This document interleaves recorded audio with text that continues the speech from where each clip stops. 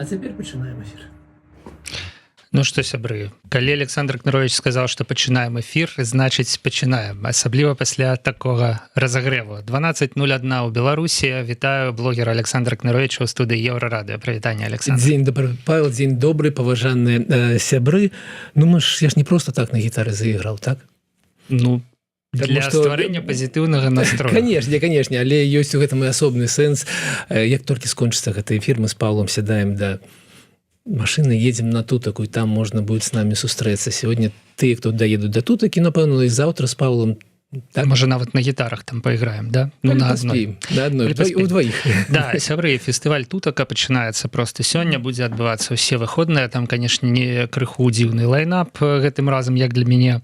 Вось, але мы з Кныровичам там прысутнічаем, і музыка таксама прысутнічае. Так, тут мы скончым крыху рекламу Тутакі і звернемся ўжо да непасрэдна нашага стрыму. Жывая трансляцыя, сябры, ёсць чат. Задавайце, калі ласка, пытанні, дзеліцеся сваімі меркаваннямі, самае цікавае, самае карыснае. Для агульнага сэнсу мы, канешне ж, агучым, а на пытанні адкажам. У Александра ёсць уласны YouTube-канал, які так і называецца Кнырович, і там 1-2 разы на тыдзень выходзяць нейкія надзённыя відэа, прысвечаныя таму, што адбываецца ў Беларусі і ў свеце. Звычайна з ухілам на эканоміку. Ну і, Александр, я лічу, што вам пашанцавала, конечно, на гэтым тыдні. Прям пашанцавала. Вот эканамічны такі накал жарсцяў у Беларусі на гэтым тыдні быў вельмі высокі, звязаны ён быў з працоўнымі мігрантамі з Узбекістана. Канешне ж, неўзабаве пяройдзем да абмеркавання гэтай тэмы. Таксама паслухаем, што Лукашенко сказаў артыстам на славянскім базары, які месседж ён як бы ім вот ад всего сэрца, да, стоячы на сцэне.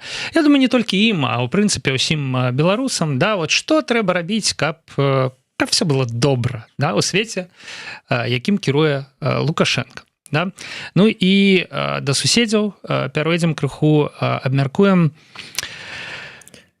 даволі дзіўны і непатрэбны, на мою думку, канфлікт. Александр, можа быць, нейкага іншага меркавання прытрымліваецца.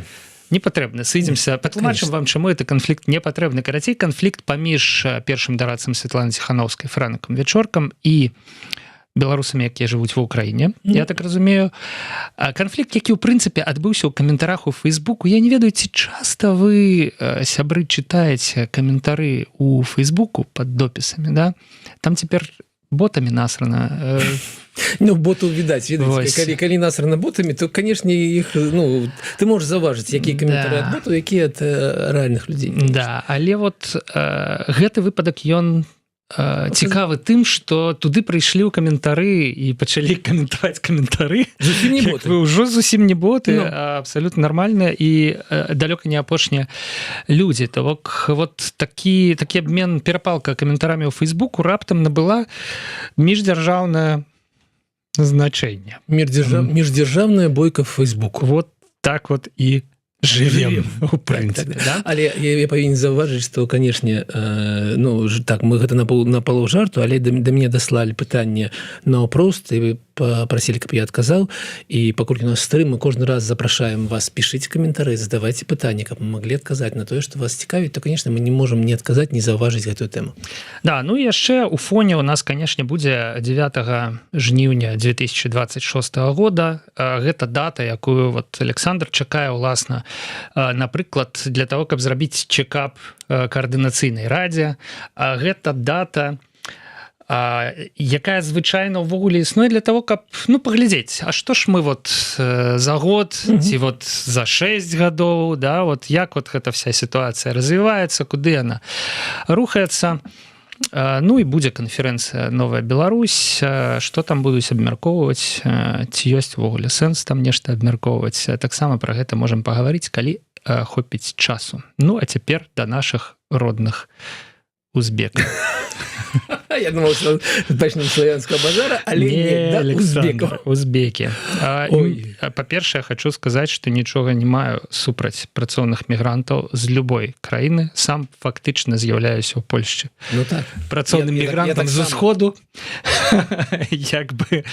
Вось. І больш за тое, мне здаецца, што нягледзячы на кансерватыўныя настроі ў розных заходніх грамадствах, все разумеюць, ну, нават палітыкі, якія кажуць, мы абаронім нашу краіну ад гэтых, ну і далей могуць быць розныя могуць быць далей прыметнікі і назоўнікі, да?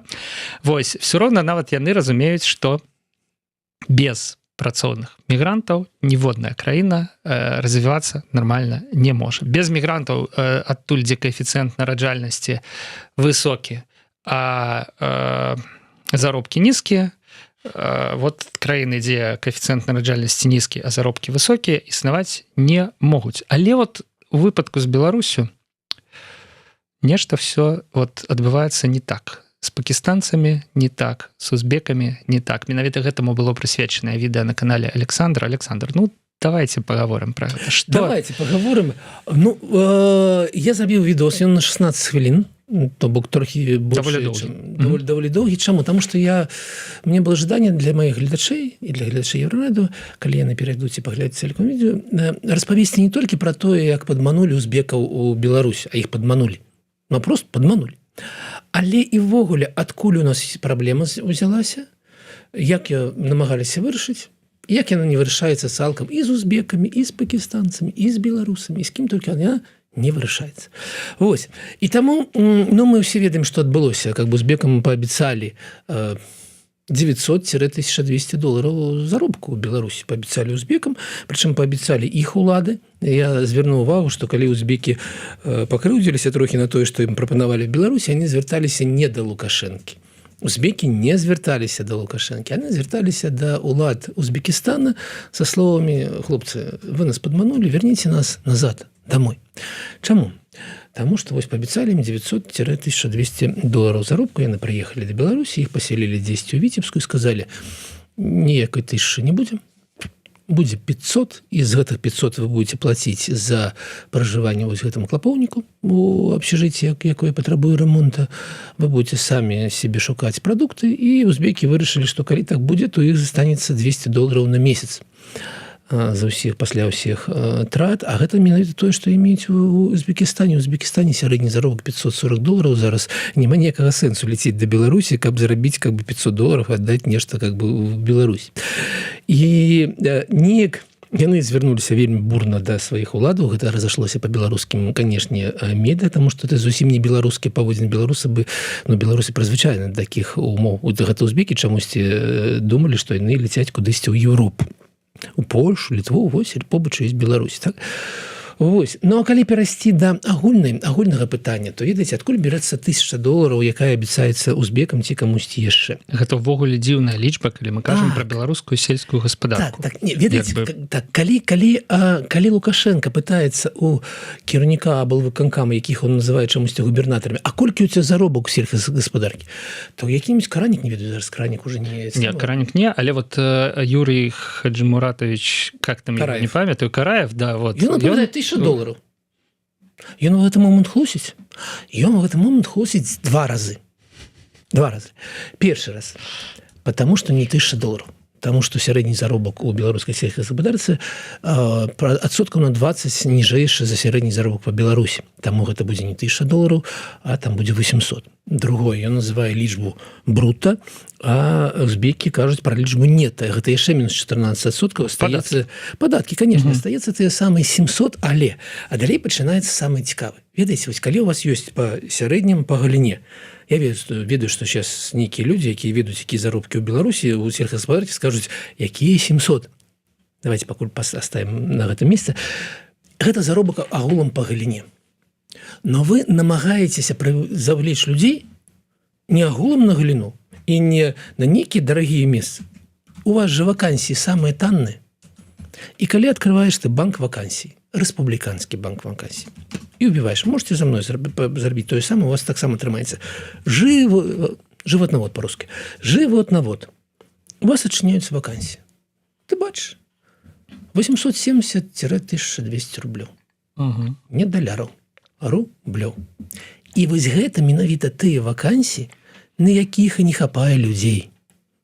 І таму рэчаіснасць, у якой у беларускага сельскай гаспадаркі $1000 заробка, іх можна прапанаваць усім, хто хоча прыехаць.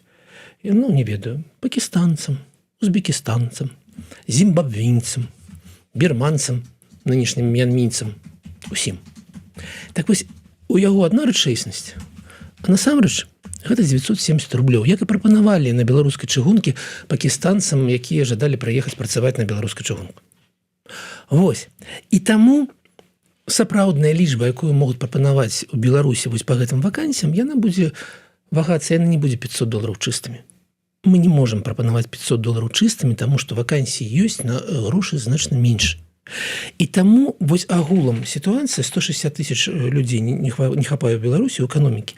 Яна агулам невырашальная за кошт трудовых мігрантаў, таму што там, дзе яны жывуць, адкуль могуць прыехаць Узбекістан. Сапраўда, Узбекістан, ведаеце, Узбекістан вельмі маладая краіна. У Беларусі зараз сярэдні, не сярэдні, медыанны ўзрост, ім дакладней будзе лічба, 42 гады, а ў Узбекістане 27 гадоў.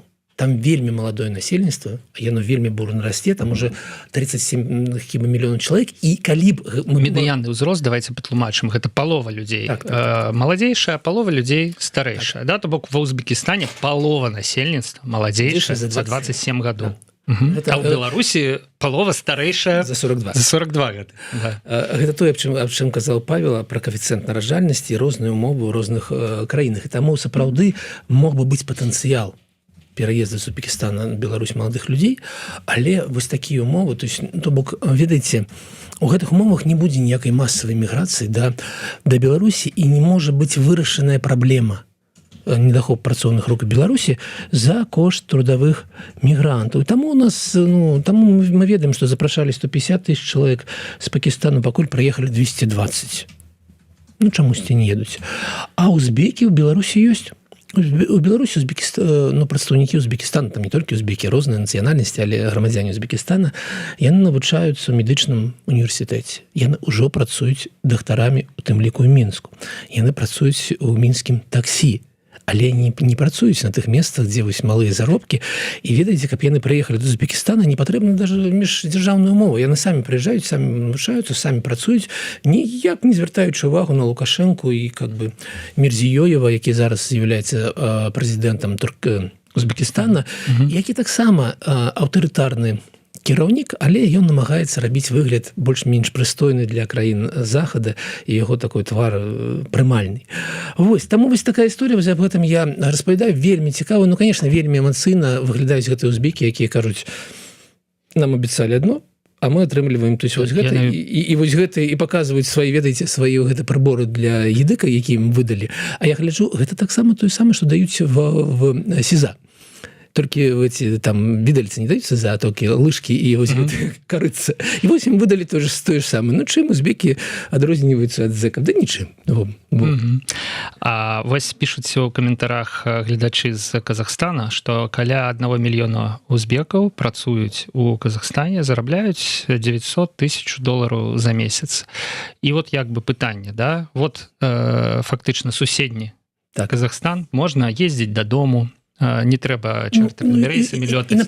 Напэўна, культуры больш зразумелыя. Больш зразумелыя культуры, ментальнасці, да, і вось далёкая Беларусь, але не 900 тысяч, да, а стандартныя нашы па 500. Вось цікава, як прапаганда пачала адразу рэагаваць на гэта. Ввогуле, што атрымалася, да, што вось гэтыя узбекі запісалі звароты па-узбекску. Я абсалютна згодны з вами, Александр, у тым плане, што яны звярталіся не да Лукашэнкі.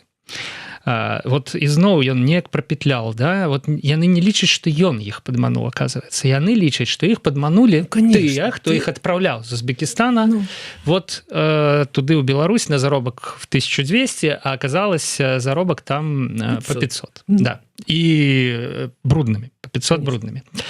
І вось яны запісалі гэтыя звароты па-узбекску в стылі «забірайце нас назад». І што адбылося? Раптам Ну, па-першае, што адбылося, да? Па-першае, все эти звароты трапілі ў незалежныя медыі. Ну, я ўпэўнены, што ні адно беларуская медыя, якая нам працуе ў Беларусі, нават калі бачыла, не звярнула на гэтую увагу. Калі все это потрапіла ў незалежныя медыі, прапаганда, улады вымушаныя былі адразу рэагаваць. Паказалі быленька інтэрнату, якім это, оказывается, інтэрнат Нафтана. Для меня уже крыху дзіўная ситуация. Узбеки в интернате Нафтана приехали працаваць вообще-то в сельской господарцы, не на Нафтане. Не на Нафтане, дакладна. Ну, каб працаваць на Нафтане, трэба вучыцца крыху, да? Як бы не хочу сказаць, што праца ў сельскай гаспадарцы простая, але, взял рыдлёку, там, да, взял там то сё. Карацей, вот показали, вот их умовы, там, вот уже есть узбеки, якія не скардзяцца, як бы, вот то все 5-10. І праз літаральна некалькі гадзінаў, можа быць, суткі прайшлі ад зварота. Высветлілася, што вот пайшла навіна, а памянялі ім ужо працоўныя месцы, там, ужо вот яны будуць там па 700 зарабляць, ужо ім далі жытло і харчаванне, вот за нейкі там калгасны кошт. Не ведаюць, ці гэта адпавядае рэчаіснасці. Складана гэта праверыць, вось, але, навіны, прынамсі, такія пайшлі. Что это значит, Александр? Да что это значит? На это должны поглядеть белорусы и запытаться одно. А нам? А вот оказывается, а нам?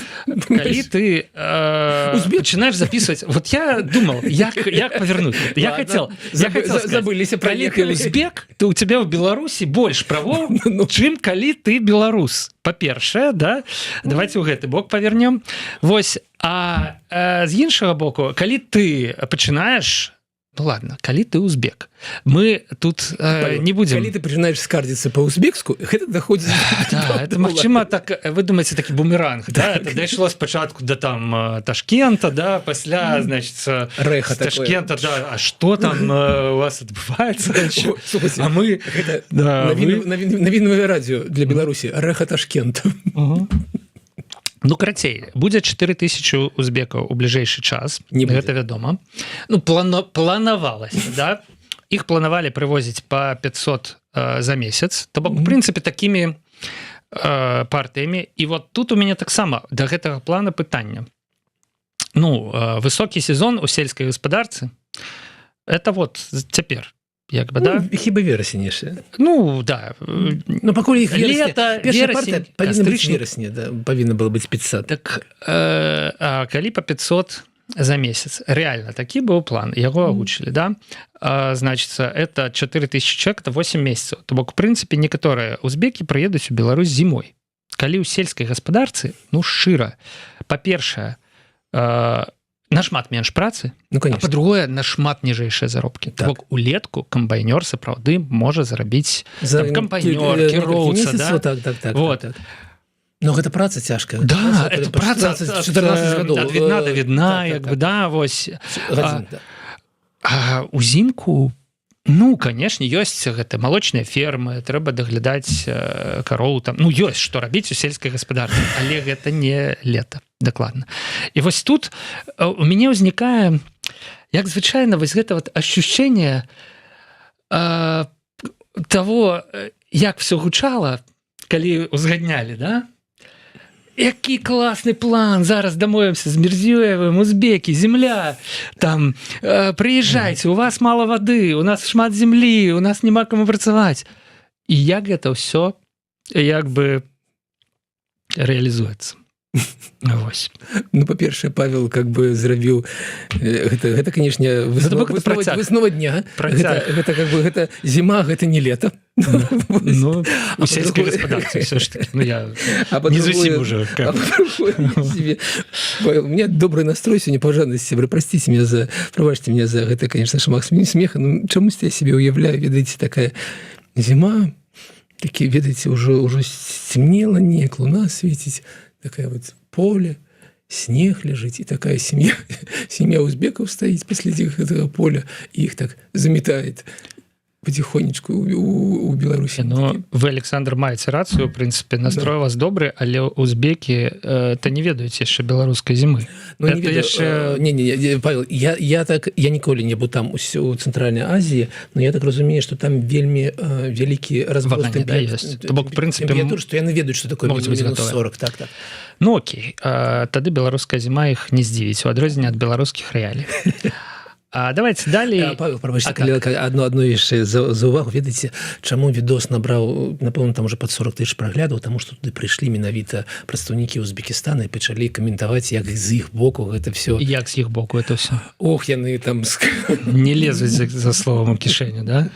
Ну, так, ці чарговая прекрасная ініцыятыва беларускіх уладаў, нехта яе прыдумаў, нехта абгрунтаваў, сустрэча з Мірзіёевым пафасная ў Мінску, да, в этих всех палацах, пакоях, да, гучала на рубель як цэмент, як дрэваапрацоўка, як маз там і гэтак далей, а атрымалася на минус рубель. Этот кейс уже на минус рубель, на паліцу асобнай такой тычачкай. Да. І на гэтым фоне вельмі цікава Лукашенко, канешне, зрабіў заяву на славянскім базары. Гэта зусім, як вы разумееце, уже не да узбекаў было, а гэта было да беларусаў. Хаця я не здзіўлюся, калі Узбекістан удзельнічае ў славянскім базары. Я, канешне, даўно перастаў уже сачыць, але і ў Еўрабачанні Аўстралія удзельнічае. Як бы ёсць конкурс, ёсць прастора, да, сцэна. Вось, ну, сяброўства паміж там людзьмі, народамі, культура, да. Узбекістан — новая Аўстралія. Вось, наша Аўстралія на славянскім базаре. Карацей, не здзіўлюся, калі Узбекістан удзельнічае, да, і былі там некаторыя прадстаўнікі ў зале Узбекістана. Дарэчы, якраз Віцебская вобласць, у якую гэтыя узбекскія грамадзяне едуць працаваць, у якой іх размеркавалі ўжо па прадпрыемствах у розных раёнах. І вось давайте паслухаем, з якім месаджам Лукашенко на адкрыцці славянскага базара выступаў, ну, перад амфітэатрам гэтым. Искусство, оно нам так сегодня нужно в нашей славянской семье, в нашем содружестве. Вот артистам, творческим работникам хочу сказать, делайте свое дело. Да не лезьте вы в эту политику, черт бы ее побрал. Делайте свое дело, радуйте людей. Радостных дней у вас, у нас не так уж много. Поэтому то, что будет происходить на этом маленьком пятачке в Витебске, является обнадеживающим. Это наша жизнь. Это наше будущее. Творите, созидайте. Насколько возможно, мы будем вам помогать. Ну, две ключевые речи. Ну, акрамя того, что искусство нам потребно, мастацтва, да? Ну, не лезьте вы в политику, уговорывай людей. И мы по магчымасці будем вам помогать. Да? То бок, умова такая, вы не лезьте в политику, мы вам по магчымасці дапамагаем. Вы снова, калі вы лезете в политику, мы вам, ну, мы вас сажаем, як бы, вот, и выдаем вам без відэльцаў, як бы, посуд. Вот. А узбекі... Зноў стаўленне як да узбекаў. Узбекі, якія толькі што зрабілі? Яны полезли ў палітыку. Просто вот руками и ногами стоять. Там это пикет. Ну, фактычна, гэта па беларускім заканадаўстве. Да, яны выйшлі, яны стаяць на вуліцы, яны записываюць зварот. Да, за такое, ну, як бы беларусаў... Адразу 15 сотняў без как бы размоў, і далей пачынаецца размова. То бок, полезли двумя руками в палітыку, і раптам высветлілася, што такім чынам можна вельмі хутка, чётка абараніць, адваяваць тое, што хацелася, тое, што абяцалі, як бы, і гэтак далей. Так вот, я як бы вот губляюся крыху. Ввогуле у мяне, я ж з падазрэннем стаўлюся да слова Лукашэнкі, да? Калі ён кажа, што не трэба лезть у палітыку, я думаю, можа быць самы час. Якраз. Самы час палезці ў палітыку. Не, ну, канешне, небяспечна. Ні да чаго не заклікаем нашых гледачоў, якія жывуць у Беларусі. Тут трэба, канешне, 10 разоў адмерыць. Акрамя таго, каб мець асабістае меркаванне. Асабістае меркаванне трэба мець. Прыйдзе час. Ну, канешне, слухайце, ну, вось я слухаў гэта і так себе мыслю. Вось дзеячы культуры, не лезьте ў палітыку. Вось тут на што можна памяняць? Маркетолагі, не лезьте ў палітыку, займайцеся маркетингом. Футболісты, не лезьте ў палітыку, займайцеся футболом. Навукоўцы, не лезьте ў палітыку, займайцеся навукай. Узбеки, не лезьте в политику, займайтесь сельской гаспадаркой. Человек стоит, и он ведае, что он скраў краіну. У маркетолагаў, у гэтых самых музыкантаў, у навукоўцаў, у працоўных трактарных заводах. І он скраў цалкам краіну. І он да іх звяртаецца, каб яны не памяталі аб тым, што ён просто вор, па-расійску кажучы. Так? І яго гэты заклік, ён менавіта аб тым. Забудзьцеся, што у вас было. Забудзьцеся, што у вас была цэлая краіна, і вы маглі самі вырашаць, як вам ёй жыць. Дзякуй Богу, беларускі народ не дурны. Дзякуй Богу, ёсць всі тыя спевакі, якія зараз чамусьці не на славянском базаре, а тут. Наві Бэнд, Джей Морс, Вольскі, Дай дарогу. І все астатнія, шмат хто. І в Беларусі няма ніводнага рок-выканаўца. Які мог бы штосьці, как бы, там ёсць нехта, хто там сидзіць, але не мае магчымасці займацца канцэртамі. Ну да, Наві Бэнд. Боже ты мой, Нізкіс у Беларусі, так. І Торбэнд у Беларусі, так, але ёсць нюанс. То бок на гэтай сцэне на Віцебскім базаре няма ніводнага рок-выканаўца з Беларусі. Його нема. Больш за тое, мне падаецца, няма ніводнага прылічнага, нормальнага выканаўца і эстраднага. Ведаеце, Павел, вось ёсць у Расіі... 5 фільмаў там за ўсіх. Адзін, магчыма, да. Ну, ведаеце, ну вось у Расіі зараз цяжка. Прыстойнаму чалавеку. Там Вікі Цыгановой не цяжка. Газманову не тяжко. Так? Всем тем, кто мае магчымасць выйти и сказать, давайте будем забивать украинцев, им не тяжко. Но там застались люди, яких я поважаю. Ну, есть Мегаполис с Олегом Нестером, есть нехта яшчэ, якія летают ниже этого радару. Летают ниже радару, не выказываются наконт супраціў СВО, але захоўваюць себе інтэлігентнымі людзьмі, якія захоўваюць погляд чалавечы на свет. Есть, напрыклад, той самы Леонид Агутин, які з аднаго боку зашкварыўся тым, што зайграў 10 на карпатыве, з другого ты за 5 лет не убачыш яго ніводнага за СВО, за Расіюшку і так далей. То бок там ёсць такое адчуванне, што на нейкім узроўні все роўна у жудасных умовах можна заставацца з аднаго боку якасным эстрадным кампазітарам, спеваком, а з другого не зашкварыцца так, каб тебе было потом не отмыться. У гэтым расійскія умовы адрозніваюцца ад беларускіх. Вось. У Расіі можна между струек неяк петляць. Так. А вот в Беларусі ввогуле нельга. Да. І ты ці на славянскім базары, ці да. У лепшым выпадку цябе няма, у горшым нават Хлістова могуць забраць раптам і пасадзіць на суткі. Так. Вот. А шмат артыстаў сядзяць фактычна. Ну яшчэ што мяне у гэтай лукашэнкаўскай тирадзе, канешне, зачапіла, это вот «Радуйте людей!» «Не лезьте в политику! Радуйте людей!» Я вам сказал. У меня есть выпадок своего асабістай гісторыі. Гадоў так 25 таму я з сям'ёй тады прыязджаў у Мікалайкі, у вядомую Беларусі аквапарк, тады быў на гэтых мазурскіх возерах. І тады назіраў, ведаеце, карціну, як у гэтаму аквапарке стаіць маленькі хлопчык і плача. Рыдае у голас. І яго за руку трымае бацька, таксама малады бацька, і такі вельмі напружаны. Напэўна, нешта здарылася там з жонкай, з чымсьці, нешта здарылася. Ён стаіць, яго трымае, мальчык плача. Яны збіраюцца ехаць на горкі в такім стане, і бацька говорит мальчику по-расійску: «Мы приехали сюда отдыхать. Отдыхай!»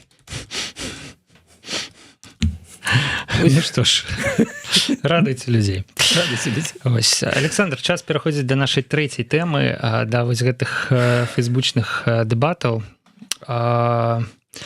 Я, відаць, все ж таки крыху ўвяду, хаця я сам не заспеў гэтую тэму, ну, не ўсё бачу, але вот бачу артыкул на нашай Ніве, у якой каротка пераказваецца сутнасць. Актывістка дыяспары Алена Жаркевич напісала маніфест з дапамогай штучнага інтэлекту, што праўда, у якім абурылася выказваннямі Франа Квячоркі ў эфіры Белсата, а выказванні былі накшталт такіх, што ну вось у пераменах станоўчых нейкіх са статусамі беларусаў ва ўкраіне за імі стаіць все ж таки дэмакратычны рух, за імі стаіць офіс Светланы Ціхановскай і так далее. Алена Жаркевич лічыць, што гэта ўсё заслуга выключна беларусаў, якія жывуць ва ўкраіне, што яны выцарапваюць для сябе все ж таки нейкія умовы для жыцця, і вакол гэтага пачалася спрэчка, прыйшоў Вячорка, а далей туды прыйшоў амбасадар Украіны па пытаннях Беларусі Ярослав Чарнагор і напісаў важную рэч. Я вот зацытую прямо. Ён напісаў: «Ваши непаразуменні нам незразумелыя». То бок украінец, які глядзіць на тое, як двое беларусаў сварацца паміж сабой пра становішча беларусаў ва ўкраіне. И он такі: вы чё вообще робіце-то? Як бы навошта? Вось. І, ну, як бы ваша ўзаемная непрымальнасць, да, ваш канфлікт адыгрывае вельмі неканструктыўную ролю. Лічыць дыпламат, супрацоўнік МЗС Украіны Ярослав Чарнагор. Ну вот у мяне тут пара пытанняў да вас, Александр. Так што, можа проста лепш трымаць в сабе? Ну, бачыш ты там некія выказванні, там умоўна Вячоркі, ці там бачыш ты маніфест Алены Жаркевич, да, і такі, ну, я не згодны, конечно, але пісаць нічога не буду. З іншага боку, вот маніфесты і выказванні яны ж ёсць, як бы, да, і это таксама нейкае публічнае выказванне пазіцыі, да, і ўжо з таго, што это розныя, да, вот пазіцыі, можна зрабіць выснову пра тое, што там сілы раз'яднаныя там і гэтак далей. А з трэцяга боку праблема-то, праблемы, іх шмат, да, яны ж таксама ёсць, і калі іх не вырашаць, не абмяркоўваць, не паддымаць, ізноў мы да узбекаў, да? Мы, конечно, можем молчаць, не лезть в палітыку, як бы, вот. Але калі ты пачынаеш пра свае праблемы гучна казаць, то яны маюць шанс вырашыцца. Вось, што вы думаеце, Александр, з гэтай нагоды, бо, ну, тут, конечно, складана. Тут... Слухайте, калі прыходзіць пасол па пытаннях Беларусі Украіны і указвае нам, кажа, так не рабіце. Так не рабіце, то, напэўна, на яго трэба звярнуць увагу. Таму што гэта не каментатар Фейсбуку. Гэта ўсё ж таки той чалавек, ад якога будзе залежаць, у тым ліку і стаўленне да беларусаў у Украіне. То есть, напэўна, на гэта трэба звярнуць увагу. А калі аб гэтым сказала бы нейкая фігура ўплывовая беларуская, вот, напрыклад, я был на гэтым Малдис-фесце, дзе зноў вельмі, конечно, добрая ініцыятыва, можна толькі падзякаваць тым мецэнатам, якія даюць грошы, выкупаюць беларускія гэтыя творы па свету. Там была Светлана Алексеевич. І яна прывяла на мяне вельмі такое сур'ёзнае ўражанне было у мяне ад яе выступу, потому что, конечно, яна з пункту гледжання філасофіі вельмі глыбока фармулируе думкі. Так. І вось калі б гэтым самым сказала бы Светлана Алексеевич, ці вось, ведаеце, нейкая іншая фігура, якая з'яўляецца маральным аўтарытэтам для беларусаў, ці звярнулі бы так увагу мы? На жаль, не.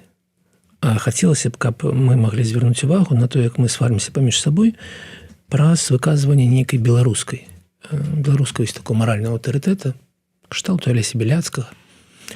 Маша Калеснікова для мяне таксама такі маральны аўтарытэт, якая зараз не ідзе па-за межамі палітыкі, ўсё ж такі. знаходзіцца. То бок я хацеў бы, каб мы звярталі ўвагу не на пасла, а на нашых аўтарытэтаў, каб мы нешта рабілі, таму што яны аб гэтым кажуць. Гэта першае. Другое, ведаеце, як працуе нармальная сістэма? Вось уявіце себе нармальную сістэму, у якой есть палітыкі, якія нас прадстаўляюць. Яны прадстаўляюць нас нейкі тэрмін, і мы маем магчымасць, калі мы не згодныя з тым, што яны кажуць, з тым, як яны нас прадстаўляюць, мы маем магчымасць іх памяняць. Мы маем магчымасць прагаласаваць, каб замест Вечоркі прыйшоў Лебедзька. Вы лічыце, што мы сапраўды маем магчымасць прагаласаваць? Нет, я кажу аб тым, як працуе нармальная сістэма. Як гэта мусіць выглядаць? Як мусіць гэта працаваць? Лебедзька, можа, не добры прыклад, яны вроде как не ў адным заспулі ў камандзе працуюць. Не ведаю. Цэпкала. Вось нам не падабаецца Вечорка, прыйшоў Цэпкала. Ці Сагашчык, ці Вадзім Пракоп'ев. Так? І мы маем магчымасць прагаласаваць і сказаць, вось будзе так, будзе так. На сённяшні момант мы гэтай магчымасці не маем. Я не кажу, што, ведаеце, што гэта павінна быць па-другому, трэба сняць Светлану Ціхановскую. Не, яна выконвае сваю функцыю так, як можа выконваць, дай Бог здароўя, каб яна працавала далей, але ў нас паламаны сам механізм. І таму у нас нет нармальнага палітычнага працэса, а ёсць Светлана Ціхановская, офіс, якія ўзялі на сябе гэтую адказнасць, і не гледзячы на тое, што паступова іх легітымнасць, яна так скукожваецца, так, яшчэ раз, з павагай да іх працы. Але мы разумеем, што яна скукожваецца, тым не менш яны перад Зеленскім тым самым прадстаўлялі ўсе дэмакратычныя сілы. Калі запытацца, з кім сустракаўся Зеленскі? Ён сустракаўся не з асабіста, а асобным палітыкам Светланы Ціхановскай, а заўтра сустрэнецца з асобным палітыкам Зіноном Пазняком, а паслязаўтра з асобным палітыкам Андрэем Саннікам. Нет, ён сустракаўся з прадстаўніком усіх дэмакратычных сілаў Светланай Ціхановскай. І тым не менш яна вось публічна выконвае гэтую ролю, не гледзячы на тое, што многія з гэтым не згодны. Так? Насамрэч не так уж і многія, але ёсць незгодныя. Я б сфармулировал гэта Добра, так. Будзем казаць так, як кажа Павел, ёсць незгодныя. І вось наш вось гэта структурная праблема ў тым, што яна нас як бы прадстаўляе, а мы ніяк на яе не можам паўплываць, таму што офіс і ці астатнія, як яны прапановваюць той же Алені Жаркевіч, так? І астатнім на іх уплываць. Вось які есть механізм уплыва. Механізм уплыва есть, напишите нам пісьмо. Да, ці можна падысці паразмаўляць, у прынцыпе, можна падысці паразмаўляць. Зразумела, што гэта не тое, што жадалася бы убачыць. І ведаеце, калі фракцыю, якой я раней быў, а потым уже не быў, і гэта ўжо была не моя справа, але праводзіла слуханне Светланы Ціхановскай, яна менавіта намагалася вярнуць механізм сам гэтай размовы, і размова неяк адбылася. Добра ці дрэнна, гэта можете самі вырашыць для сябе, гэта ўжо не моя адказнасць, не моя вотчына. Таму, ведаеце, у гэтым канфлікце відаць, як в люстэрка, відаць вось гэты непрацуючы механізм, і калі б ён працаваў, для ўсіх было бы лепей, і не было бы гэтых адкрытых лістоў, не было бы гэтай сваркі паміж добраахвотнікамі і офісам, якая таксама разгарэлася. Калі працаваў вось гэты нейкі механізм. Хто яго павінен пабудаваць? Напэўна, той, хто прадстаўляе ўсе дэмакратычныя сілы Рэспублікі Беларусь, павінен задаць себе пытанне, можа, нешта не то адбываецца. Але разумею, што ёсць прыярытэты сённяшнія, так ведаеце, сённяшняга дня, напрыклад, да 9 жніўня. Да, я якраз думаю, што канферэнцыя «Новая Беларусь» магла б стаць такім месцам, дзе можна было б задаваць пытанні. Але я бачу таксама цікавыя рэчы. Ёсць офіс Светланы Ціхановскай, ёсць нейкая каманда вакол Бабарыкі. І, дарэчы, наколькі я разумею, будзе даволі моцная палітычная панель на канферэнцыі. Магчыма, нават Ціхановская з Бабарыкам будуць удзельнічаць у адной панелі, да? Будуць іншыя палітыкі, там палітычныя лідеры. Але тым, хто гучней за ўсё крытыкуе офіс Светланы Ціхановскай, ім кожны год адпраўляюцца запрашэнні, кожны год. Там, каго мы можам пералічыць? Першы Цэпкала мне прыходзіць на... Цэпкала, да, вот той бок. Цэпкала Балкунец, да. Зінону Пазняку. Пазнякоўцам і іх камандзе.